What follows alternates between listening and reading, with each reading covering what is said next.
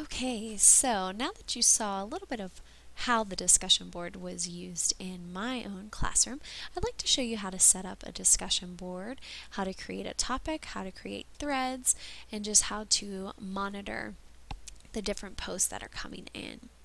So the first thing that I did was just head back to the discussion board, and I used my breadcrumbs here at the top to click discussion board.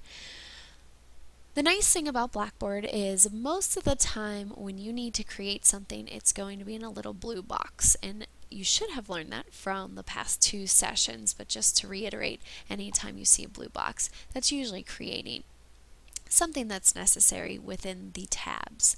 So we're going to click on Create Topic. This looks very similar to the things that we did last week. You're going to give a name and description. So for our discussion board, I'm actually going to use the one that I will have everyone respond to. So I'm going to title this Final Question.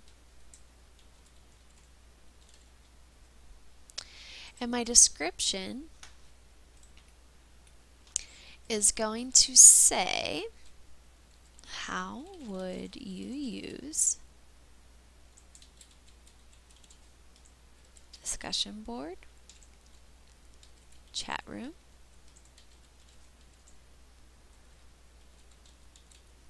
Moomba Classroom, journals, or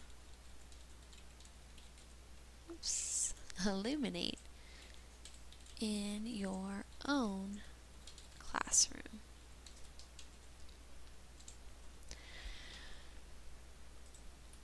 Okay, once I have the post written, you then have the options, so I'll just briefly go through the options with you. Topic availability, you always want to click yes unless you would rather the topic be hidden. Just make sure that you go back and click yes. Sometimes I've said go on, it will be there, and the kids always come back and say it's not there because I never click back to yes. So make sure that you click yes. Enter date and time restrictions. If you'd like them to only be able to respond from a certain date to a certain date, maybe if you want to do a different discussion for every unit, you can make sure that it's only displayed in between the unit dates. For ours, I'm going to have it displayed now because I'd like everyone to respond to this after our session today. Okay, these settings are a little bit different, so I'd like to just go through these with you.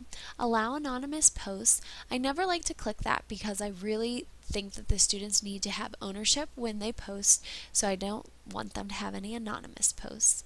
Allow authors to delete own posts.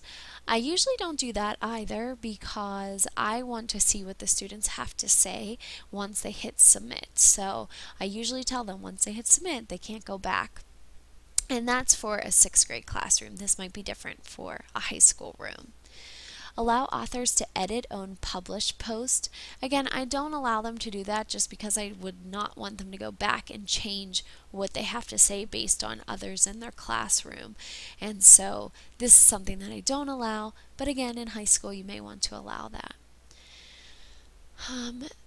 Allow users to reply with a quote, that's fine. Allow file attachments. This might be something that I may uncheck only because file attachments can sometimes get large and there can be viruses attached to the files, so sometimes you may not want to have that. My 6th graders really don't use file attachments. They don't necessarily know how to yet, and so that's why I did have that checked. Allow members to create new threads. That you definitely want to happen so that everyone can kind of have their own little post there.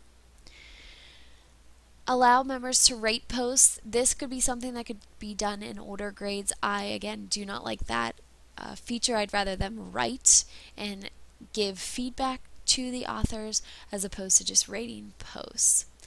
You could add grades to this and you can have possible points. So if you'd like to give it out of 10 points, you can put grades there. I do not grade my discussion boards using Blackboard. If I were to grade them, I would then go on and grade them individually, but I usually don't do grades to that. So once you have everything all situated, you're just going to click Submit.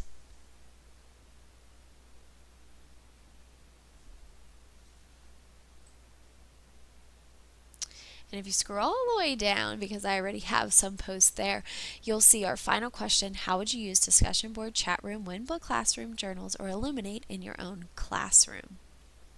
This is something that I am going to encourage you to do at the end of our session so that I can see that, one, you can use the discussion board, and two, we can share ideas with one another.